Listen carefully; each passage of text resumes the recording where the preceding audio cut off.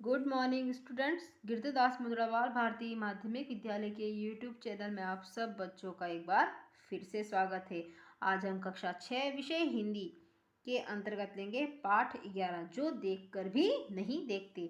इस पाठ का मतलब है जिसके पास जो देख रहा है वह देख के भी रियल में कोई भी वस्तु ढंग से नहीं देखते। ये देखिए, जो देखकर भी नहीं देखते। यह पाठ क्या है? यह पाठ एक निबंध है। इस पाठ की लेखिका जी है हमारे हेलन केलर जी, जिसके बारे में हम कुछ संक्षिप्त रूप में जानेंगे। ये देखिए बच्चों, ये है हमारी लेखिका हेलन केलर जी। हेलन केलर जी के बारे में जानेंगे हम। हेलन केलर 1880-1968 अमेरिका, उनका जन्म और मृत्यु। एक ऐसा नाम है जो घोर अंधकार के बीच भी रोशनी देता रहा। कल्पना करो कि जो न सुन सकता हो न देख सकता हो, फिर भी वह पढ़ना लिखना और बोलना सीख ले, भरपूर आशा आकांक्षा के साथ जीवन जीने लगे और उसके योगदान दुनिया के लिए यादगार बन जाए। ऐसी थी हमारी हेलन केलर। जब वे 1.5 वर्ष की थी, बचपन की एक गंभीर बीमारी की वजह से उनकी देखने और सुनने की शक्ति जाती रही। वे देख नहीं सकती थी और सुन नहीं सकती थी, लेकिन उन्होंने हार नहीं मानी। कॉलेज के दिनों में ही प्रकाशित अपनी आत्मकथा स्टोरी ऑफ लाइफ में वे लिखती हैं, मुझे ये तो याद नहीं कि ऐसा कैसे हुआ, लेकिन ऐसा लगता था कि रात कभी खत्म क्यों नहीं होती और सुबह क्यों नहीं आती। दुनिया की सभी भाषाओं में इस किताब के अनुवाद हुए। कौन सी है इनकी आत्मकथा? स्टोरी ऑफ लाइफ का दुनिया की सभी भाषाओं में अनुवाद किया गया था। इसके अलावा भी उनकी 10 पुस्तकें और सैकड़ों लेख प्रकाशित हुए। उन्होंने दुनिया भर में घूम घूम कर अपने जैसे लोगों के अधिकारों और विश्व शांति के लिए काम किया।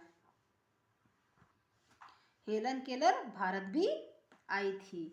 तो बच्चों, हमारी जो ये लेखिका जी है वे देख नहीं सकती थी और उनकी सुनने की शक्ति भी नहीं थी, लेकिन फिर भी उन्होंने कभी भी हार नहीं मानी। और आज इन्हीं लेखिका का एक हम देखेंगे पाठ जो देखकर भी नहीं देखते।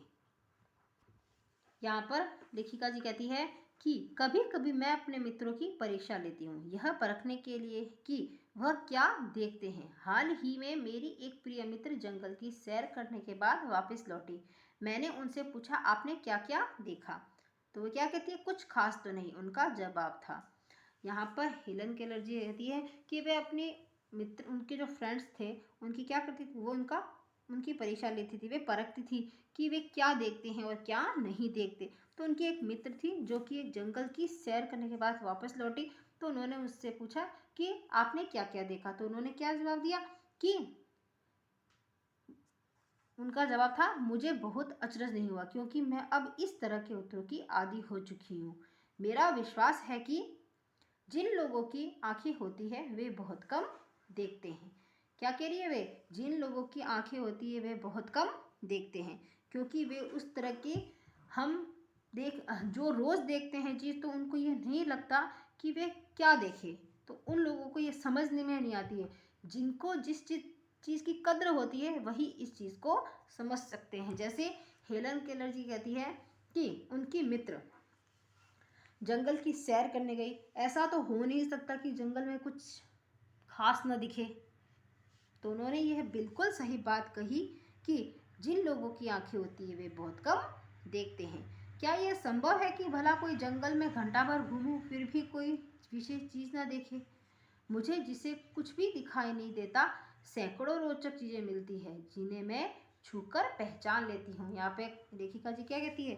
वे कहती है कि अगर कोई घंटा भर जंगल में घूमे और उन्हें कोई विशेष चीज़ न दिखे, ऐसा नहीं हो सकता, क्योंकि जंगल में तो बहुत सुंदर सुंदर रोचक चीज़ें दिखाई देती है जिन्हें वे क्या करती है? छूकर पहचान लेती है, मतलब कि स्पर्श करके पहचान लेती है।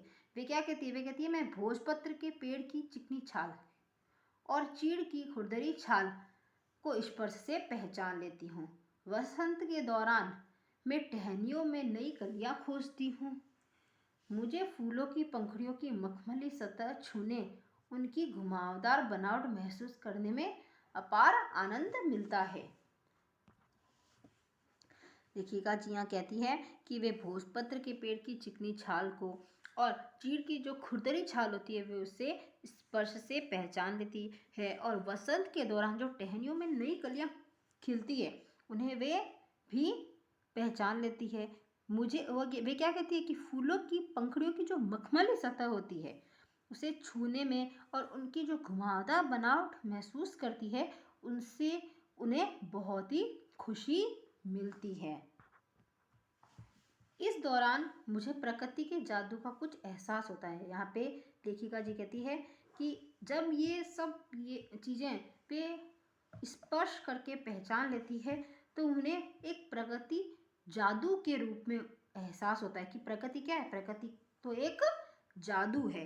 कभी जब मैं खुशनसीब होती हूँ तो टहनी पर हाथ रखते ही किसी चिड़िया के मधुर स्वर कानों में गूंजने लगते हैं। लेखिका जी कहती है कि वे बहुत ही खुशनसीब कभी कभी हो जाती है कि अगर वह पेड़ की टहनी पर वे हाथ रखती है तो चिड़िया का एक मधुर स्वर उनके कानों में गूंजने लगता है। और वे कहती है कि अपनी अंगुलियों के बीच झरने के पानी को बहते हुए महसूस कर मैं आनंदित हो उठती हूँ। मुझे चीड़ की फैली पत्तियाँ या घास का मैदान किसी भी महंगे कालीन से अधिक प्रिय हैं। वे कहती है जो चीड़ की पत्तियाँ होती है और घास का मैदान, वे सब उन्हें जो घर का कालीन होता है मतलब कारपेट, उनसे भी ज़्यादा उन्हें अच्छे लगते हैं घास का मैदान और चीड़ की फैली हुई पत्तियाँ। बदलते हुए मौसम का समा मेरे जीवन में एक नया रंग और खुशियाँ भर जाता है। यहाँ पे आगे लेखिका जी कहती है कभी कभी मेरा दिल इन सब चीज़ों को देखने के लिए मचल उठता है। वे कहती है कि कभी कभी तो उनका दिल ऐसा होता है कि वे सब ये चीज़ें देखे, और ठीक है, और ये हमेशा उन चीज़ों को देखने के लिए क्या होती है, लालायित हो उठती है। मचल उठता मतलब लालायित होना। अगर मुझे इन चीज़ों को सिर्फ छूने भर से इतनी खुशी मिलती है तो उनकी सुंदरता देखकर तो मेरा मन मुग्ध ही हो जाएगा। लेखिका जी कहती है कि अगर मैं इनको छूती हूँ तो मुझे तब इतनी खुशी मिलती है, अगर मैं इनको देख लूँ तो मेरा मन तो कितना मोहित हो जाएगा इस सुंदरता को देखने के लिए। परंतु जिन लोगों की आंखें हैं वे सचमुच बहुत कम देखते हैं। इस दुनिया के अलग अलग सुंदर रंग उनकी संवेदना को नहीं छूते। वे क्या कहती हैं, जिन लोगों की आंखें होती है वे बहुत सचमुच ही वाकई में क्या होते हैं, बहुत ही कम देखते हैं, और इस दुनिया के अलग अलग जो सुंदर रंग होते हैं उनकी संवेदना का मतलब होता है सुख दुख महसूस करने का गुण, उसको भी वे नहीं छू पाते। और मनुष्य अपने क्षमताओं की कभी कद्र नहीं करता है। मनुष्य अपनी क्षमता मतलब ताकत जो उसमें होती है उसकी वह कभी भी इज्जत नहीं करता। वह हमेशा उस चीज़ की आस लगाए रहता है जो उसके पास नहीं है। व्यक्ति क्या करता है, उस चीज़ की आशा लगाता है जो उसके पास नहीं होती है। यह कितने दुख की बात है। लेखिका जी क्या कहती है, यह बहुत ही दुख की बात है कि दृष्टि के आशीर्वाद को लोग एक साधारण सी चीज़ समझते हैं। वे कहते हैं, लेखिका जी कह रही है कि यह बहुत ही ज़्यादा दुख की बात है कि किसी के पास आंखें हैं, ये आशीर्वाद एक उन्हें सामान्य सा लगता है, लेकिन उन्हें यह नहीं पता कि यह दृष्टि का आशीर्वाद बहुत ही महत्वपूर्ण होता है। जबकि इस नियामत से जिंदगी को खुशियों के इंद्रधनुषी रंगों से हरा भरा किया जा सकता है। ये दृष्टि जो होती है ये ईश्वर की देन होती है, जिससे कि जिंदगी को खुशियों के से इंद्रधनुषी रंग मतलब कि अनेक प्रकार के रंगों से हरा भरा किया जा सकता है। ठीक है बच्चों, तो बच्चों आपने इस पाठ से क्या प्रेरणा ली? मैं समझती हूँ कि आप समझ चुके होंगे कि इस पाठ से हमें यह प्रेरणा मिलती है कि जीवन में जीने के लिए मनुष्य के पास जो साधन उपलब्ध हो उनसे उन्हें संतुष्ट रहना चाहिए। मनुष्य के पास जो चीज़ें उपलब्ध है उनसे वह संतुष्ट होना चाहिए। यही सबसे बड़ी इस पाठ से हमें प्रेरणा मिलती है। देखिए बच्चों, हेलन केलर जी ने कभी भी अपने जीवन में हार नहीं मानी। क्यों नहीं मानी? वे उनकी दृढ़ शक्ति उनका सबसे बड़ा गुण था, जिससे कि उन्होंने देखने की और सुनने की क्षमता खो भी दी थी, लेकिन फिर भी वह अपने कर्तव्य पथ पर आगे बढ़ती रही और उन्होंने सभी अपनी जैसी व्यक्तियों के लिए एक प्रेरणा बनी, एक मिसाल बनी। ठीक है बच्चों, तो बच्चों आज हम पाठ 11 के शब्दार्थ देखते हैं आगे। शब्दार्थ से पहले एक और बात बता देती हूँ। आपने जो अभी लेखिका परिचय पढ़ा, इसके अंतर्गत ये लेखिका परिचय आपने जो पढ़ा, ये आप अपना सारा कॉपी में करेंगे। ठीक है, ये कार्य आप हेलन केलर लेखिका के बारे में संक्षिप्त रूप में बताइए। ठीक है, अब हम लेते हैं शब्दार्थ। इस तरीके से आप अपनी कॉपी में करेंगे। ठीक है, शब्दार्थ देखिए। परखने मतलब जांचने। अचरज आश्चर्य या हैरानी। रोचक अच्छी लगने वाली। समा वातावरण, और इसको हम वातावरण एक को लिख सकते हैं माहौल। ठीक है, मुग्ध मतलब मोहित। क्षमता मतलब ताकत। कदर इज्जत करना या पहचानना। ठीक है, अब दोनों में से जो आपको सही लगे आप लिख भी सकते हैं। ठीक, आस उम्मीद आशा। ठीक है, नियामत ईश्वर की देन। इंद्रधनुषी रंग अनेक प्रकार के रंग। आनंद खुशी। आदि अभ्यस्त। खुश नसीब अच्छी किस्मत। अपार मतलब असीमित। सैर मतलब घूमना। संवेदना सुख दुख महसूस करने का गुण। दृष्टि निगाह देखने की क्षमता। मचल उठना मतलब लालयित होना। एक बार फिर से देखिए शब्दार्थ। परखने जांचने।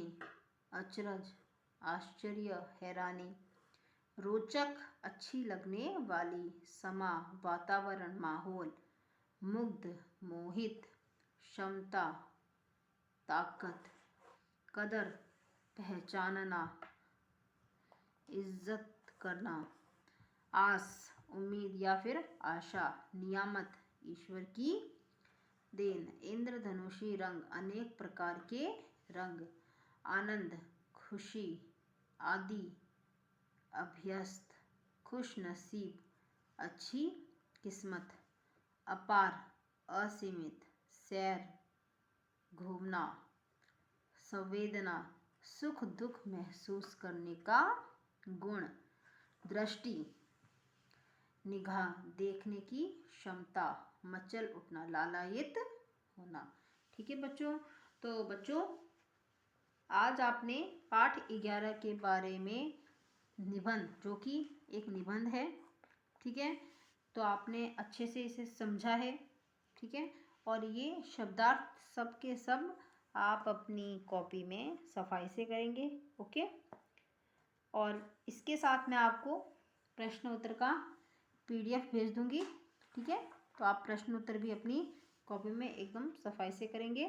ठीक है बच्चों, और आप यह पाठ स्वयं पढ़ेंगे और पूरा इसे समझने की कोशिश भी करेंगे। ठीक है बच्चों, घर पे रहें, सुरक्षित रहें। ओके।